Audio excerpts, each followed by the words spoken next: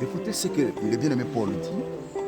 Je viens de finir mon programme et donc là, très bientôt, je voulais rentrer. Écoutez ce que Paul dit. L'apôtre Paul dit ceci. J'ai dit donc maintenant, marchez selon l'esprit. Et vous n'accomplirez pas les désirs de la chair. Car la chair a des désirs contraires à ceux de l'esprit. Et l'esprit a des contraires à ceux de la chair. Ils sont imposés. Ils sont imposés, il dit, entre eux, afin que vous ne fassiez point ce que vous voudrez. Si vous êtes conduit par l'esprit, vous êtes point sous la loi. Or, les œuvres de la chair sont manifestées. Ce sont l'impudicité, l'impureté, la désolation, l'idolâtrie, la magie, l'inimitié, les querelles, les jalousies, les anomicités, les disputes, les divisions, les insectes, l'envie, l'ivrognerie et l'excès des tables. Les choses semblables, je vous ai dit l'avance, comme je l'ai dit déjà, dit que ceux qui commettent de telles choses n'hériteront point le royaume de Dieu. Mais les fruits de l'esprit, c'est l'amour, la joie, la paix, la patience, la bonté, la bénédicité, la fidélité, la douceur, la tempérance. La loi n'a pas contre ces choses.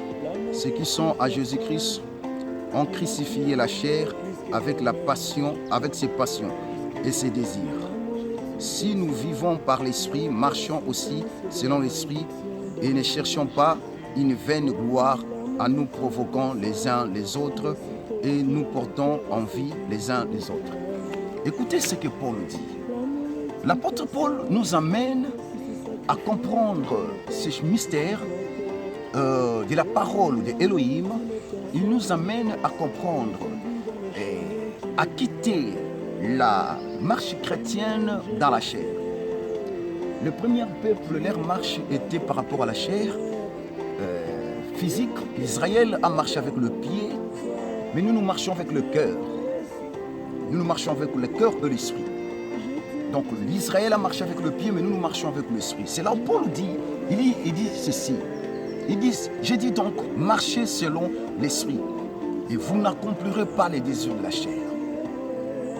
L'homme, en réalité, comme Job dit, en réalité, dans l'homme, c'est l'esprit. C'est-à-dire, vous êtes un esprit qui a porté une âme et la chair. Vous n'êtes pas n'importe qui. Un esprit est comme le vent. Quand vous êtes né de nouveau dans la parole de Dieu, vous devenez comme le vent. Personne ne peut saisir le vent dans la main. Ta vie ne sera pas saisie par les humains. Je te le dis, ta vie est conduite et dirigée par ton Créateur.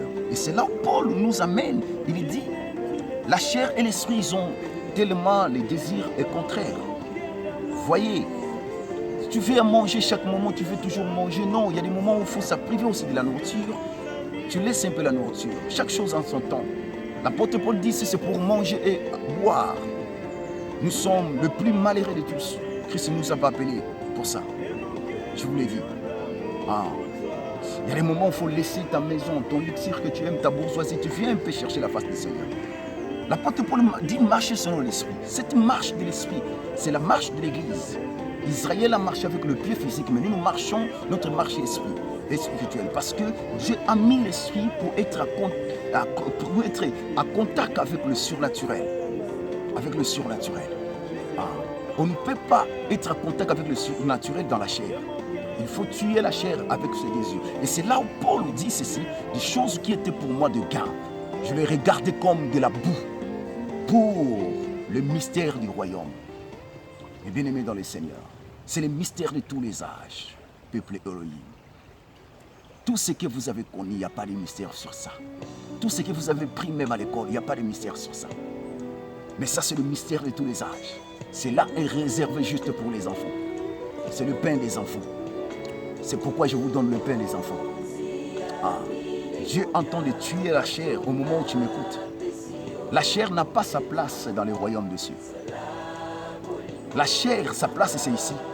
Mais dans le royaume, c'est l'esprit qui prendra sa place. Parce qu'il retourne dans sa position initiale, là où il était venu auparavant. C'est là où, dans le prière sacerdotal, le maître entend dire, Père, je te loue pour tout ce que tu m'as donné. Ils étaient en toi.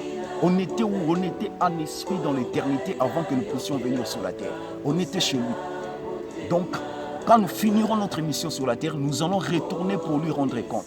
C'est pour pouvoir marcher selon l'esprit. À chaque moment, il faut nourrir ton esprit dans la parole du Seigneur. Il faut nourrir ton esprit dans la parole de Dieu. Il faut nourrir l'esprit dans la parole de Dieu. Celui qui nourrit son esprit dans la parole de Dieu, c'est un homme de la foi. Ah. Ne mobilise pas seulement le verset. Le verset, ça c'est la tête. Ça c'est la tête. C'est la philosophie humaine. Mais la parole peut se prendre la vie en toi. Quand la parole vit en toi, la parole se fait chair. Tu deviens le fils de l'homme. 100% Dieu, 100% homme. Il a vécu sur la terre, mais il n'a pas péché. Laisse que Dieu te couvre de cette grâce, qui te donne la marche de l'esprit, afin que personne ne peut tenir l'esprit. Tu deviens un vent parce que tu es né de nouveau. Nicodème demande des questions, il dit à Nicodème, même toi qui es le docteur, même toi qui as la licence, même toi qui as le master, tu ne connais pas ces choses. Comment un homme comme toi, tu dois rentrer encore dans les ventres de ta mère? Or, nous sommes nés par la foi en Jésus-Christ. Nous sommes des co-héritiers du royaume. Lui-même, le grand frère est là. Alléluia. Et celui qui nous conduit dans l'éternité. Les enfants de l'éternité cherchent le bien de l'éternité. Même si nous vivons sur la terre, nous mangeons, nous vivons, nous étudions, nous faisons tout ce que nous voulons, mais notre pensée est toujours dans l'éternité. Que Dieu vous bénisse, qu'il vous donne encore la force de se maintenir debout dans votre marche chrétienne. Dans le nom de Jésus que je déclare, je dis Amen. Amen.